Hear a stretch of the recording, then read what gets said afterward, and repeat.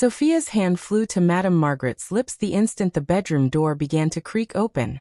"Don't speak," she breathed, tight-voiced, eyes wide. From beyond the doorway, a man's voice slipped through the narrow gap. Calm, cool, and cutting. It was Jacob Nelson, Madame Margaret's husband, speaking on the phone as casually as if he were placing an order. "She's 48, childless. Her parents are gone. Everything passes to me. Tonight it ends quietly." Sophia's heartbeat pounded so loud she swore it might give them away. Madame Margaret's trembling fingers clamped around Sophia's wrist. They stood frozen in the muted glow of the hall light. One wore a soft blue lace wrapper, her reading glasses dangling from their chain. The other, dressed in a plain maid's uniform, clutched a bundle of towels that suddenly weighed like stone. The doorknob shifted. Jacob moved closer. Sophia dared not inhale. Just as the door edged open, Jacob paused, chuckled bitterly into the phone, then let it swing shut again. "Don't worry," his voice trailed as his footsteps faded. "I'll make it look like illness. She's stressed. The company consumes her day and night." The call ended. Silence pulsed like a drumbeat. Madame Margaret turned to Sophia, shock washing over her like icy rain. "Ma," Sophia whispered, hand trembling though her tone stayed firm. "Please hear me first." That was how the worst night began. Hours earlier, the morning had broken golden and gentle over Lagos. Palm fronds rustled in the breeze. The white mansion in Ikoyi stirred awake like a quiet ship. Gates sliding, sprinklers ticking, the kitchen alive with the aroma of fresh bread and sweet tea. Sophia had been up since 5 as always. She drifted through the house like a soft wind, mopping, rinsing, folding. She checked the flowers by the piano, polished the glass balustrade along the stairs, and made sure the living room gleamed, marble floors shining like still water, blue curtains falling smooth. She counted glasses before meetings, tested batteries in the remotes, covered a hallway scuff with a framed photo so Madame wouldn't see any hint of unrest where peace should reign.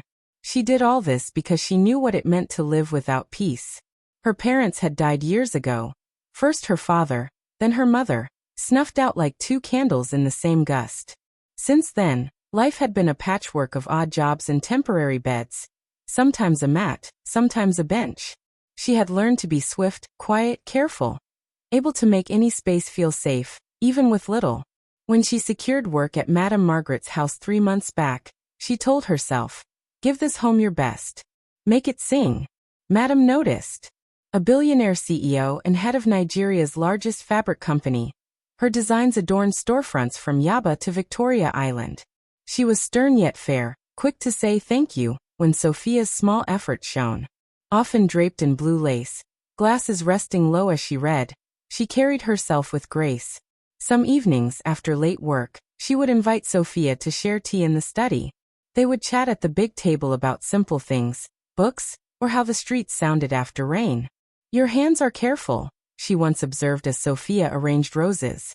"Careful hands keep a home from breaking." Sophia had smiled. Careful eyes too, ma. Only one shadow darkened the house, Jacob Nelson. Tall, handsome at 55, his smile never touched his eyes. He had no job and needed none. He flew on Madame's private jet, drove her cars, sat with board members, waved at cameras. Yet in quiet corners his laughter cut like glass. He'd toss shoes into the living room for others to trip over, saying, "What's the point of wealth if you can't live free?" Then he'd wink and ask Sophia for another drink. She never judged, it wasn't her place, but she noticed. She noticed how he never asked after Madame's day, how he rolled his eyes when she worked late into the night, how Madame's gaze sometimes lingered, aching, on the tiny wooden cradle locked in a glass cabinet. A cradle that had never held a child. That afternoon, storm clouds swelled over the city. Thunder rolled like a distant drum. Sophia had just finished the living room, and was heading toward Madame's bedroom to change the sheets and dust the tables when Jacob's voice reached her. Not playful. Not lazy. Hard. "I told you I'm done waiting," he hissed. "I won't live like this. She can't give me a child. Once she's gone, everything is mine. No parents, no heirs. We'll call it stress. The doctor already warned her to rest. Tonight's the night. We'll find a pretext." Sophia froze, the towel slipping slightly in her arms. Her mind spun, but her body stilled like a cat before a sprint. Every lesson of careful hands and watchful eyes rose inside her. She didn't gasp, didn't drop a thing, didn't whisper the prayer that clawed at her chest. Footsteps approached. A light perfume floated in. Madame Margaret came, reading glasses and folder in hand, walking toward the door unaware of danger.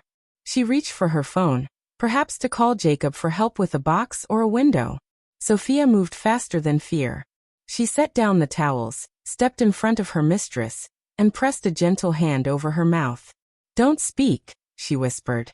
"Please, ma, just listen." For a moment, Madame stared, stunned that her maid would dare such a thing. But something in Sophia's pleading eyes, bright, steady, urgent, stilled her. She neither cried out nor pushed Sophia away. She simply froze. Through the door, Jacob's voice dropped lower, as though he had retreated deeper into the room. "Yes, I have the contact," he muttered. "One pill and rest. It'll look natural. Clean, quiet. No news. I want freedom. A new life. A younger wife. Children. This one has given me nothing." Madame's expression shifted. Confusion, then realization. Then a sorrow so heavy it bent her shoulders. She had fed this man, shared her life, flown him across the world, smiled beside him in photographs. She had stood by him even when people whispered about children. Now betrayal cut deep. She trembled. Sophia slipped her hand into hers. "Ma," she mouthed, forming the words in silence. "Call the police." Tears filled Madame's eyes, but she nodded. With the grace of a dancer, she stepped back. Together, they moved down the hall into the small study. Sophia shut the door without a sound. Madame's hands shook as she dialed. "Emergency," she whispered when the line picked up. "Please come. My husband is plotting to harm me." The operator began asking questions. Madame replied in clipped phrases, her gaze on Sophia as though the maid were no more than the floor beneath her shoes. The operator assured her help was coming. "Units are en route." "Thank you," Madame exhaled. The house itself seemed to be listening. The atmosphere was sharp, fragile like glass. From the living room chandelier came a faint chime, a crystal brushing against another. Outside, thunder split the sky, and rain spilled down. Then footsteps returned. Jacob stepped out of the bedroom and moved into the corridor. His call was over. His shoes tapped the marble rhythmically as he hummed under his breath. He was making his way to the study. Nearer, nearer. The handle twisted. Sophia glanced at the window. At first faint, then rising, sirens wound their way through the drenched streets of Ikoyi, sleek and winding like silver serpents. Jacob smiled as he pushed into the study, his eyes sweeping across the room until they landed on the two women.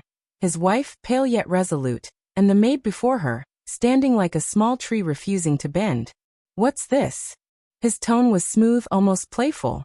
"A gathering I wasn't asked to join?" Sophia lifted her chin. Madame's grip on her phone tightened. The sirens grew louder. The gate creaked. Heavy boots struck the wet stone.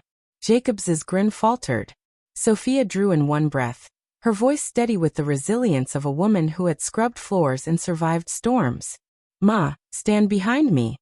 The mansion's front doors flew open, and the study door banged against the wall as boots thundered inside. The storm outside raged harder, lightning ripping across the Largo sky. Armed policemen's steps rang against the marble. Sophia's pulse raced, but she stood firm, a shield before Madame Margaret that could not be moved. Jacobs froze. His smug expression crumbled at the sight of the officers flooding in. His eyes darted between wife and maid, confusion twisting across his face. "What is this?" he demanded, his voice now unsteady. "Margaret, send them away. I've done nothing." But Margaret did not move. Her glasses slid low on her nose, tears glistening though her voice was firm. "You meant to kill me, Jacobs," she said, her words sharp as shards. "I heard every word." Jacobs gave a brittle laugh, his tone cracking. It was just a joke. You know me. I was only bluffing on the phone." The lead officer, tall and stern, raised a hand. "Sir, you are under arrest for conspiracy to commit murder." "No," Jacobs shouted, stumbling back. "It's a lie. She's my wife, I love her. This is a mistake." But two officers closed in, gripping his arms, snapping cold metal cuffs around his wrists. He twisted his head toward Sophia, his eyes blazing with venom. You, he hissed, voice low and sharp. This is all because of you. Sophia's chest tightened, but she stood her ground, meeting his glare without fear. No, sir. It's because of you. The officers dragged him out, his protests echoing through the corridor. I'm innocent. Margaret, you know me. I'm being framed. When the doors shut, silence fell, broken only by the storm growling outside, as though the sky itself bore witness to the betrayal. Madame Margaret sank into a chair, removing her glasses with trembling hands. She looked suddenly older, worn bare of strength. Sophia rushed to her side, kneeling. Ma, are you all right? She whispered. Margaret clutched Sophia's hand. Her tears streamed, but her voice held firm. If you hadn't stopped me, if you hadn't told me to listen, she broke off, shaking her head. You saved my life. Sophia lowered her gaze, her throat tight. I only did what was right, Ma. Margaret cupped her face, her hand still trembling.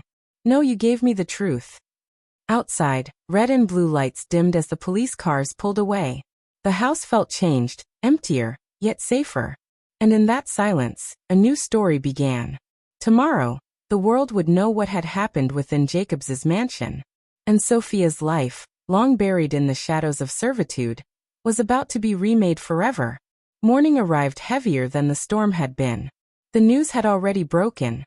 Billionaire CEO's husband arrested in murder plot. Cameras flashed at the courthouse gates. Reporters shouted over the Lagos rain. Umbrellas bobbing in the crowd. Inside, whispers filled the air. Sophia sat beside Madame Margaret on the polished bench. But this time, she wasn't in a maid's plain uniform. Margaret had dressed her in a golden gown that glowed against her skin. Her hair, usually tied back, was styled neatly. She was no longer the girl who once scrubbed floors before dawn. Margaret, regal in white lace and her signature glasses, laid a steady hand on Sophia's arm. Remember, she said softly. You belong to this family now. Hold your head high. The courtroom doors opened. All eyes turned. Jacobs Nelson entered, wrists chained, flanked by officers. His shoulders sagged, his suit wrinkled from a night in custody. He looked around wildly, searching for a way to rewrite what was already written. Court rise, the clerk called. The judge appeared, stern and composed, and the trial began. The prosecutor wasted no time.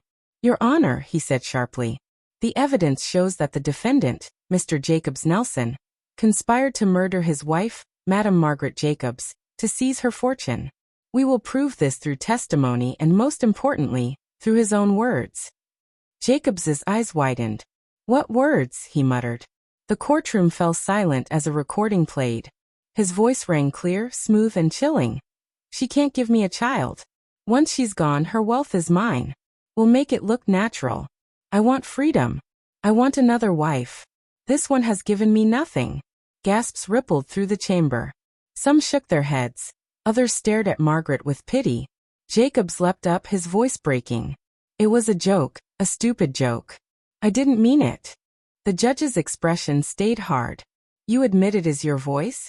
Yes, but... No further explanation required. The judge cut him short. The prosecutor pressed on. Your Honor, we ask for the full weight of justice. A man who plots against the woman who gave him everything deserves no leniency. Jacob slumped, pale. His eyes flicked toward Sophia again, blazing with rage and regret. She held his gaze calmly, hands folded in her lap. The gavel struck. The judge's voice rang clear. Jacobs Nelson, this court finds you guilty of conspiracy to commit murder. You are hereby sentenced to 10 years in prison. The courtroom erupted, reporters scribbling, whispers rising. Margaret closed her eyes, tears sliding down. She turned to Sophia, clasping her hand, whispering, "Thank you for saving me."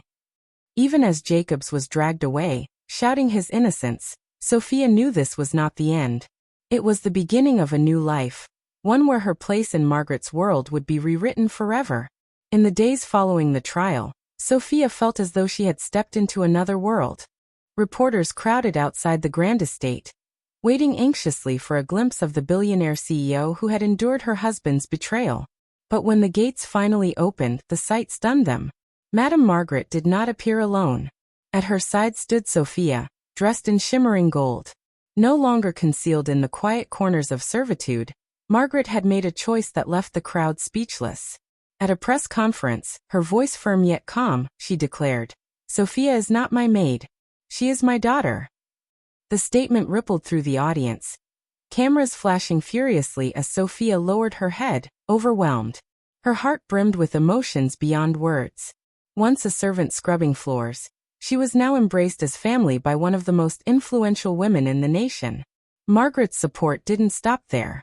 She registered Sophia for the university entrance exams. When Sophia excelled with top scores, Margaret enrolled her in one of Lagos's most prestigious universities to study accountancy. The first day of class filled Sophia with nerves. Dressed in a crisp white blouse and a navy skirt, she clutched her books tightly as she crossed the campus. Students whispered as she passed. Some recognized her from the headlines, others knew her only as Margaret's adopted daughter. But Sophia kept her posture straight, recalling Margaret's words, "Walk tall. You belong here." University life tested her. She studied late into the night, her eyes stinging from hours of reading. Envy followed her. Classmates whispered she had bought her way in, blind to the struggles she had endured. Yet she never let bitterness touch her spirit. Instead, she worked tirelessly, determined to prove herself. For years later, her hard work bore fruit. Sophia graduated at the top of her department. The auditorium thundered with applause as she crossed the stage in cap and gown. Margaret, seated proudly in the front row, clapped through tears. Joining Margaret's company as an account officer felt like fate. No longer did Sophia carry trays or polish glass tables. Now she carried files, signed documents, and delivered presentations that earned the board's respect. The same quiet resilience that had once saved her employer now safeguarded the company's finances. It was during this chapter of her life that she met Johnson, a tall, warm-hearted executive from another firm. His eyes noticed her in a way no one else had. Their first conversation centered on business, but it soon blossomed into late-night calls, laughter, and lingering glances. Within months, Johnson proposed. Their wedding was lavish, Margaret sparing no expense to give Sophia the celebration she had once only dreamed of. As Sophia glided down the aisle in a flowing white gown, Margaret smiled through tears, her joy brighter than any jewel in the hall. Yet even as Sophia began her new life as a wife, Margaret carried an unshakable burden. The unresolved chapter of Jacob's. 2 years passed. Sophia's days with Johnson were filled with laughter, tender mornings, and hopes of a family. She often visited the mansion, where Margaret embraced her like her own blood. But behind Margaret's gentle expression lingered the shadow of betrayal. The courts had closed the case, but her heart had not. She could neither erase the pain nor live eternally with resentment. One quiet afternoon, Margaret invited Sophia to sit with her in the garden. Sunlight filtered softly through the mango trees as she adjusted her glasses. "My child," she said slowly, "forgiveness isn't about whether they deserve it. It's about setting ourselves free. I've carried Jacob's betrayal long enough. Tomorrow I will face him." Sophia's eyes widened. "Ma, after all he tried to do to you, why?" Margaret's faint smile held wisdom. "Because true strength is not only in punishing, but also in releasing." The next day, Margaret walked into the prison with Sophia at her side. The clang of iron gates chilled Sophia's spine. Guards brought Jacob's forward. His once proud stance was broken, his hair streaked with gray, his face marked with regret. The moment he met Margaret's gaze he froze, then dropped to his knees weeping. "I don't deserve to see you," he whispered. "I was blind, greedy, foolish. Yet here you are." Margaret's tone was steady, like flowing water. "Jacobs, you tried to destroy me, but I refuse to be chained by anger. I am withdrawing the case. You will be released, but our marriage ends today." She pulled divorce papers from her bag and placed them before him. "I forgive you, but not as my husband." Jacob sobbed uncontrollably. "You forgive me after all I did?" "Yes," Margaret said gently, "because I choose peace." Then she reached into her bag once more, revealing an account transfer of $1 million. "Start again. Use this chance wisely." Jacobs collapsed, clutching the papers, his tears unstoppable. "I don't deserve such mercy," he whispered. Margaret's eyes shimmered, but she turned and left, leaning on Sophia's arm. Behind them, Jacobs remained, stunned by compassion greater than he had ever imagined. 2 years later, Sophia cradled her newborn daughter in her arms. She and Johnson named her Amara Grace. When Margaret held the baby, tears streamed down her cheeks. She kissed the infant's forehead and whispered, "This is the dream I thought I'd never live to see."